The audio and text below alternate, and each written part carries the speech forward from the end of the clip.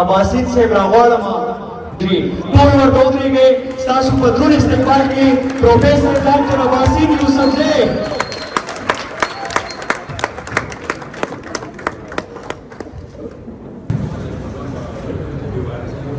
أعوذ بالله من الشيطان الرجيم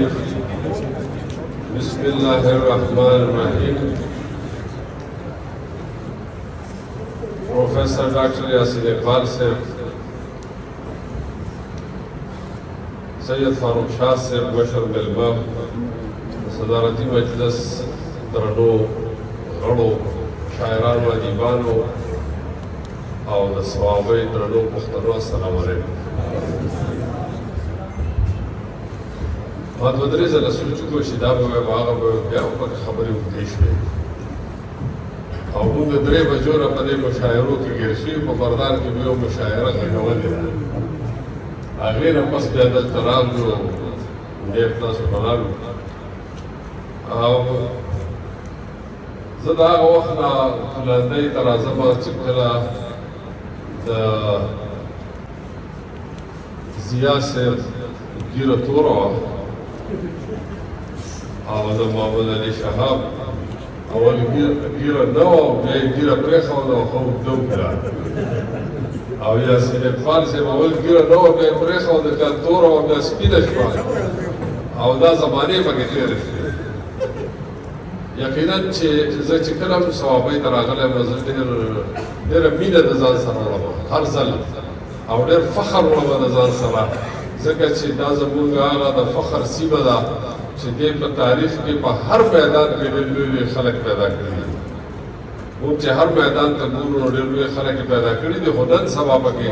زه خبرونه اورم چې یاره فلاني ځای کې فلاني یو بل ووژو فلاني ځای کې ووژو دا شی به ختمول غواړي دا یو بل وژل چې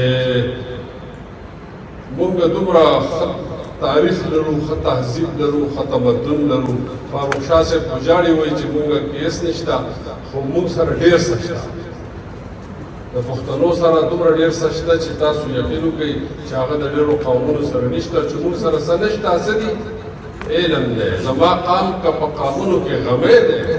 خو د علم پکې لږ شانې کمی دی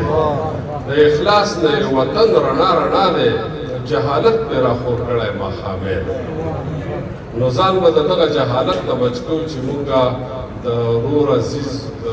ملګرتیا وکړو مرستې وکړو نه چې موږ هغه له مشکلات پیدا کړو دا بغض او عناد او کینه به د زړه نه وباسو نو هله به ترقي کېږي بس وخت داسې دی چې خبرې پکې نورې نه کېږي خو زه به درته یو څو شعرونه ووایم یو به درته یو غزلګۍ ووایم یو به درته نظم ووایم بیا به در اجازه اخلم بغیر ستانه مې هر ارمان بدلیږي را بدلیږي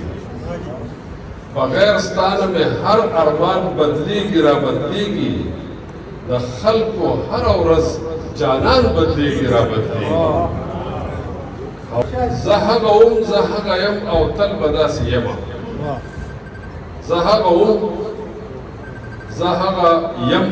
زه تل او تل به داسې یمه زه هغه وم زه هغه یم او تل به داسې یمه د نوې زمانې یاران بدلیږي را بدلیږي او نه واوره شوې نه څاڅکي نه ګلی شوې نه باران شوې نه واوره شوې نه څاڅکي نه ګلی شوې نه باران شوې مزاج دې د وریځ په شان بدلیږي را بدلیږي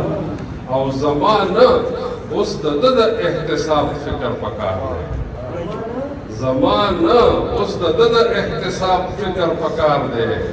زما د محتسب ایمان بدلیږي را بدلیږي چې خپله د حالاتو د بدلون څخه ځان بچ کړي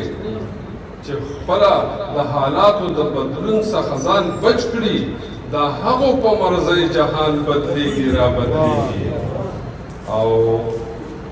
ساده دی اباسین د یوې لارې اباسین دی ساده دی اباسین د یوې لارې اباسین دی